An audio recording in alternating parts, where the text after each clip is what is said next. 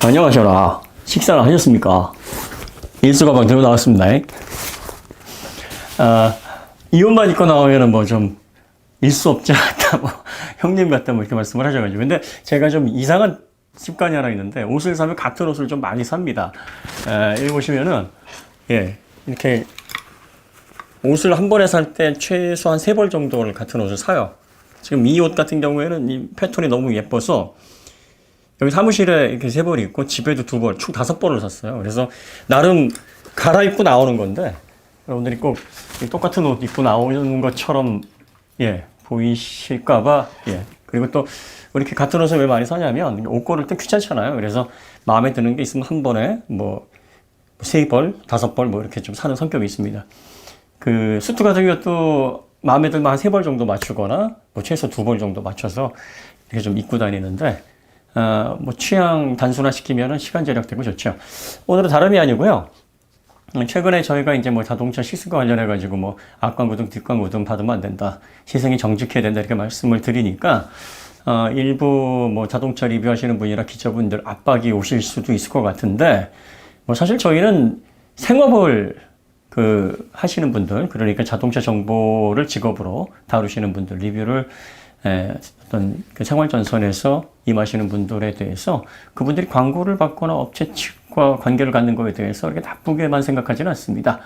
다만 자동차는 사람의 생명, 목숨을 담보로 안전하게 이동을 해야 되는 매우 중요한 소비재입니다. 그러다 보니까 단점을 뭐 이렇게 좀 슬쩍 넘어가거나 아니면은 거기에 대해서 뭐 이렇게 확실하게 강조를 하지 않는 정도, 뭐 그 정도라 그러면은 뭐 그러려니 하겠는데, 단점인데 이걸 장점처럼 광고를 하는 것들, 과장하는 것들, 이런 것들을 좀 주의해 주십사 하는 당부입니다. 그리고 가장 많이 부탁드리고 싶은 부분은 옳은 얘기, 맞는 얘기를 하는 사람들의 주장을 왜곡하지 마시라는 거예요. 이거는 악의적인 거니까 최소한 이것만은 하지 마셔야 됩니다. 일례를 들어서 중형차에는 토션빔이 들어가는 경우가 거의 없습니다. 그런데 유럽에서는 토션빔을 아주 일상적으로 사용을 하고 있기 때문에 중형차에 토션빔이 들어가는 거는 잘 이해를 못하거나 잘 몰라서 지적하는 거지, 정말 차를 아는 사람들은 지적 자체를 안 한다, 이렇게 얘기를 하시면 안 됩니다. 그래서 마치 중형차에 토션빔 들어간 게 맞지 않다, 여기에 멀티링크가 들어가야 맞다라고 얘기하는 사람들을 뭐 속칭 뭐 멀티링크 충이라고 표현을 한다든지 뭐 이런 식으로 오해하게끔 사실을 완전히 구부려서 얘기하는 그런 것만 안 하셨으면 좋겠어요. 그러면 뭐 저희도 뭐 크게 그러한 부분에 대해서 지적을 하거나 그게 아니다라는 강력한 반론을 제기를 하지는 않을 겁니다. 유럽에서 다시 한번 말씀드리지만 토션빔 쓰는 거는 예전부터 작은 차에 토션빔을 써왔고 잘 다룹니다. 그러니까 이렇게 생각하시면 돼요. 소문난 맛집인데 예전부터 좋은 재료 쓰지 않는데 대대로 내려오는 비법들이 있어요. 그 비법을 잘 적용해 보니까 맛이 좋은 재료 쓴 그런 집 못지않게 나더라.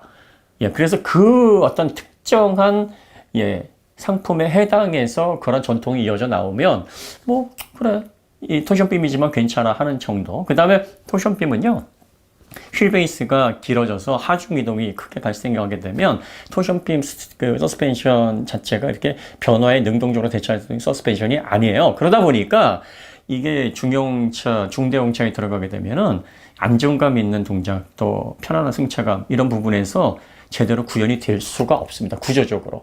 작은 차에 유럽에서 토션빔을 쓰는 건 작은 차에 공간 확보하기가 좋고요. 그리고 차를 저렴하게 팔아야 되는데 재료비가 좀 덜 들어갑니다. 개발비도 좀 덜 들어가고, 또 조립 공정도 단순하고, 또 유지 보수도 편리하고. 왜 경제성 있는 사람들이 차만 저렴하게 사는 게 아니라 이게 오래 지속하면서 문제를 안 일으키고 수리 교환비도 좀 덜 들어가야 좋아하거든요. 그러니까 이런 목적으로 토션빔을 작은 차에다가, 실베이스 짧은 소형차에다가 많이 집어넣고, 유럽에서는 그런 차들이 오래 사용되다 왔고 탔고 사람들이 익숙해졌고 그 다음에 지금까지 기술력이 그런 방향으로 계속 발전해 왔기 때문에 뭐 이런 부분에 있어서 소비자들이 반감은 없습니다. 하지만 중대형 차는 토션빔이 이제 거의 사용되지 않고 현재 SM6 외에는 그 정도 사이즈 토션빔 들어가는 차가 없어요. 그러니까 이런 부분에서 유럽에는 아직도 토션빔이 대세다, 이렇게 논리를 피시면 안 됩니다. 그리고 이런 맞는 얘기를 하는 사람들을 이상한 사람처럼 취급하지 마세요. 그렇게 하시는 거 굉장히 악의적인 거기 때문에 저희가 그렇게 하게 되면 그 부분에 대해서는 강하게 반론을 할 건데 뭐 그 정도만 아니면 뭐 다른 분들의 희생이나 다른 분들의 어떤 뭐 리뷰 이런 것들을 걸고 넘어질 생각은 없습니다. 그러니까 광고를 하시더라도 여러분들이 좀 균형을 좀 잘 잡아서 이게 생업이면은 뭐 제조사로부터 돈을 받고 또 생활하셔야 되니까 경제활동 하셔야 됩니다. 이해 못하는 거 아닙니다. 하지만 정직하게 최대한 소비자들에게 알 권리를 제공해 주면서 하실 수 있는 방법들이 많습니다. 기업들하고 정정당당하게 상생할 수 있는 방법으로 가시는 게 맞습니다. 저희가 뭐 토시홈핑 관련해 가지고는 말씀을 많이 드렸으니까 뭐 더 얘기 안 하셔도 잘 아시리라 생각이 들고요. 그 다음에 이번에 뭐 조회 또 E208 관련해서도 뭐 댓글들이 좀 공격적인 댓글들이 많이 달렸어요. 뭐 어떤 분들은 이제 네가 전기차에 대해서 뭘 알아? 전기차 하나도 모르는 게 아는 척하네? 뭐 이렇게 얘기하시는 분들도 계시고 그래서 저희가 전기차 리뷰 빼고 전기차의 구조나 앞으로의 발전 방향 그리고 또 뭐 자율주행과 관련된 내용들 뭐 이런 것들을 한 편으로 담아서 7시간 가까이 풀 영상도 지금 올려놓았습니다. 이걸 해놓은 이유가 뭐 지식 자랑하려는 게 아니라 또 말에 힘이 있으려면 이만큼 그래도 생각은 좀 했습니다. 이만큼 기본적인 내용은 알고 있습니다라는 그런 전달을 하기 위해서 왜 말에 힘이 있으려면 그 사람이 어느 정도는 그래도 잘 알고 있어야 되지 않나 그런 생각하실 수 있잖아요. 그런 목적으로 이제 한 번에 몰아보시기도 편하시고 또 지금 얘기하는 전기차 관련해서 콘텐츠를 만드는 화자가 그렇게 조사를 안 하고 지식이 없는 사람은 아니다라는 공신력을 나름대로 보여드리기 위해서 올려놓은 거니까 그거 참조하시고요. 그 다음에 조회 같은 경우에는요, 2세대 전기차로 완벽하게 풀체인지된 모델이 아닙니다. 초창기 에너지 이피션시가 떨어지는 전기 모터와 또 인버터, BMS 시스템을 살짝 손을 본 시스템이기 때문에 에너지 그 이피션시가 떨어질 수밖에 없는 입장입니다. 지금 나오는 전기차하고는 효율 자체가 많이 떨어집니다. 사이즈도 작고 출력도 그래서 초창기 전기차에 초창기 보통 전기차가 88kW, 100kW의 전기 모터가 물렸거든요. 지금 유럽에서 르노 조에나 푸조 E208은요. 이 카쉐어링 업체에서 많이 구입을 합니다. 왜냐하면 가격이 적당하고 어차피 카쉐어링 하려면 이게 소유하는 제품이 아니라 근거리만 이동하는 용도니까 최대한 투자 비용을 좀 적게 하려면 그런 차들 사야 되거든요. 그러니까 그런 용도로 많이 나가고 있고 그런 부분들에 대해서 배경이나 그 차의 베이스를 잘 설명을 해야 되는 거죠. 뭐 그럼에도 불구하고 작고 또 이렇게 좀 다루기 쉬운 전기차 난 원해. 그래서 사신다 그러면 안 말립니다. 그럼 모든 건 개인의 결정이에요. 또 푸조 208은 이 디자인, 뭐 내장, 뭐 이런 것들이 되게 감각적이니까 자꾸 귀여워서 난 사고 싶어 이런 분들 계시잖아요. 뭐 파워트레인이 구형이고 1세대 전기차 뭐 이런 거를 떠나서 뭐 디자인만으로 난 사고 싶어 하시는 분들은 선택하시면 되는데 마치 그 조회가 유럽에서 잘 팔리는 가장 잘 팔리고 인기 있는 전기차라는 그런 언론의 보도라든지 또 사실과는 다른 그런 리뷰를 보고서 굉장히 좋을 거라고, 굉장히 품질이 우수할 거라고 생각해서 사신 분이라면 당황스러울 수 있거든요. 그러니까 사실 고지를 다 해야 됩니다. 상황은 이렇고, 조회나 푸조 E208은 이러니까, 이럼에도 불구하고 사시겠으면 사시고요. 뭐, 유럽에서 매우 인기가 높고, 완성도도 높은 전기차기 때문에 한번 사볼까라고 생각을 하신다면, 생각하지 못했던 이런 문제가 있으니까 잘 고려를 해보십시오. 라고 말씀을 드리는 겁니다.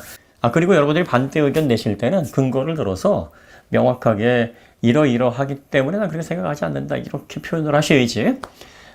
뭐 알지도 못하면서 그런다. 앞뒤도 안 맞는다. 논리도 이상한다. 뭐 괜히 아는 척하고 있다. 뭐 이런 식으로 환자를 약화시키려는 밑도 끝도 없는 그런 시도는 안 하시는 게 좋습니다. 왜냐하면은 저희에서는 그런 시도들, 분위기를 흐리는 그런 시도들이 용인되지 않습니다. 그래서 저희가 댓글을 밑에 다 답니다. 밑도 끝도 없이 앞뒤가 안 맞는다니 뭐 근거를 대셔가지고 명확하게 근거를 제시하셔서 글을 쓰시면 저희가 거기에 대한 답변을 달겠습니다만 이렇게 전후사정 없이 전기차에 대해서 아무것도 모르고 밑도 끝도 없이 앞뒤도 안 맞고 뭐 이렇게 글을 쓰시면 저희가 이 부분에 대해서 어떻게 답변을 드려야 되겠습니까? 그리고 나서 메일로 어떤 부분이 밑도 끝도 없는지, 어떤 부분이 앞뒤가 안 맞는지, 저희가 전기차에 대해서 하나도 모르고 있다라고 생각하는 근거가 뭔지 그 부분에 대해서 메일을 보내주세요. 심지어는 제가 전화번호도 남기는 경우가 있습니다. 그런데 단 한 번도 메일이나 전화가 안 와요.